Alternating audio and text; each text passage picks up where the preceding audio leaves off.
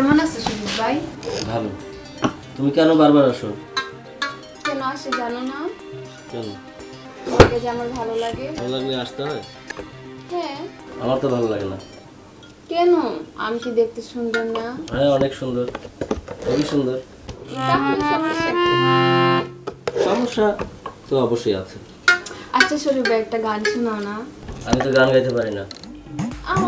হ্যাঁ পারো। আমার একটা গান শোনাও। আরে আমি গান গাইতে পারি না, আমি শিল্পী না তো।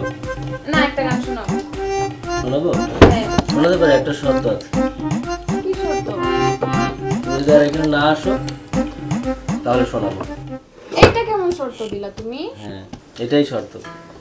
যদি এই শর্তে রাজি থাকো তাহলে আমি শোনাতে পারি। আচ্ছা, আর শোনো না, গান শোনাও। প্রমিস? হ্যাঁ তাহলে প্রমিস। কিন্তু আর আসতে পারবো না, বলে দিলাম। আচ্ছা কথা দিলা তো? আচ্ছা। ওকে।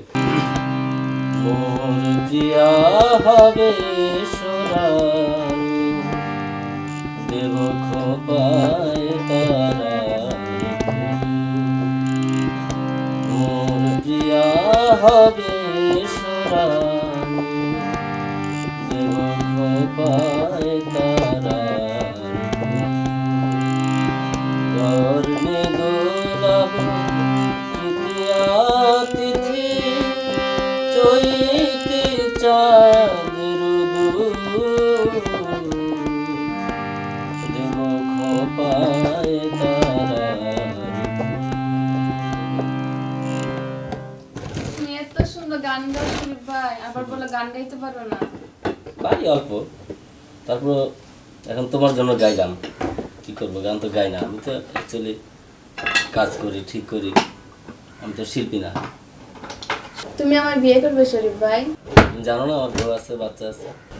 আচ্ছা তোমার বউ বাচ্চা থাক, আমার সমস্যা নাই। তোমাকে আমার বিয়ে করা লাগবে। সম্ভব না। তুমি যদি আমাকে বিয়ে না করো, আমি তোমার অনেক বড় ক্ষতি করে ফেলবো।